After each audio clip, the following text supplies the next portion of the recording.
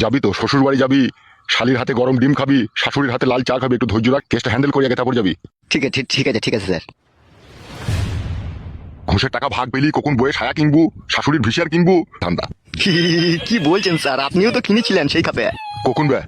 Sir গত সপ্তাহে যে মার্ডারটা হইলো 1.5 লাখ টাকা ঘুষ খেয়ে তার ফাইলটা চাপা দিয়ে দিলেন, মনে নাই স্যার?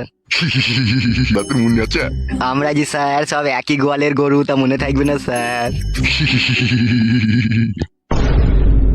আর কি রে, পাঁচুর বাবার কি খবর রে?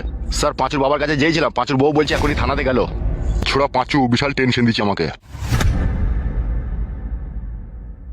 আসুন আসুন এমএলএ সাহেব, আমি আপনার কথাই ভাবছিলাম। আমার কথা ভেবে কোনো লাভ হবে না অফিসার, ভাবতে হবে হচ্ছে পাঁচুর কথা যে আমার মেয়েকে 3 দিন হলো বাড়ি থেকে বাই করে নিয়ে গেছে। এমএলএ সাহেব, সে তো আমরা চেষ্টা করছি আপনার মেয়েকে সহি সালামত আপনার কাছে ফিরিয়ে দেওয়ার। তাড়াতাড়ি করেন এমএলএ সাহেব, তার আগে যে মেয়েটার পেটে বাচ্চা হয়ে যাবে, আপনারা যেভাবে দেরি করছেন। মুখ সামলি কথা বল, তুই চুপ করে থাক।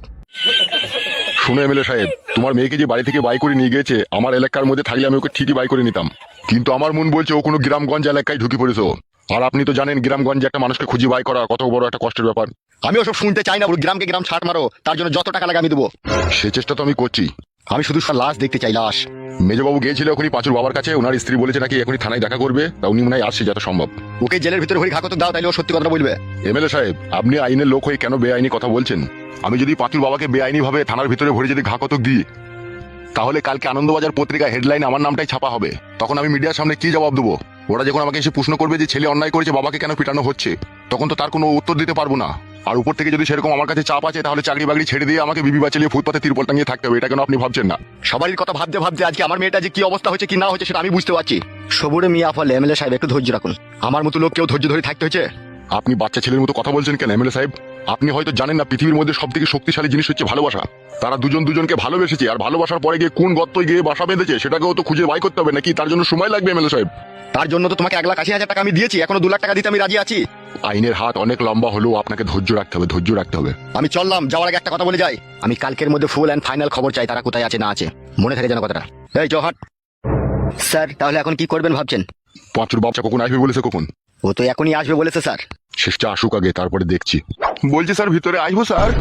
এসো হে ফেদা কপালি ছোঁড়া, তোমার লেগেই তো অপেক্ষা করছি।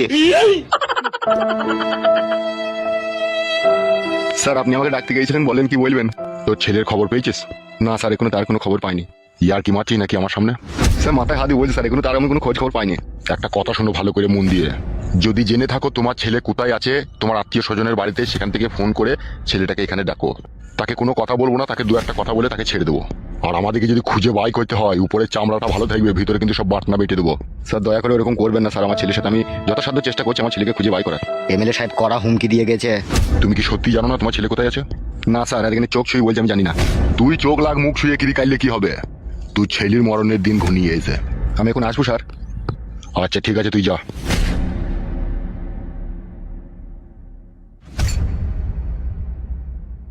স্যার তাহলে এখন কি করবেন ভাবছেন?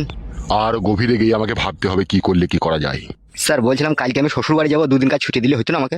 এমএলএ সাহেবের টাকাটা 40,000 টাকা ভাগ পেলে আর অমনি কুটকুটি ধরে গেল লাই। যাবি তো শ্বশুর বাড়ি যাবি, শালির হাতে গরম ডিম খাবি, শাশুড়ির হাতে লাল চা খাবি, একটু ধৈর্য রাখ, কেসটা হ্যান্ডেল করে আগে তারপর যাবি। ঠিক আছে স্যার।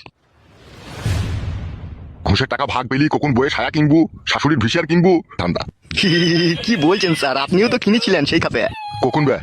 স্যার গত সপ্তাহে যে মার্ডারটা হইলো 1.5 লাখ টাকা ঘুষ খেয়ে তার ফাইলটা চাপা দিয়ে দিলেন, মনে নাই স্যার? তোর মনে আছে? আমরা জি স্যার সব একই গোয়ালের গরু, তা মনে থাকবে না স্যার?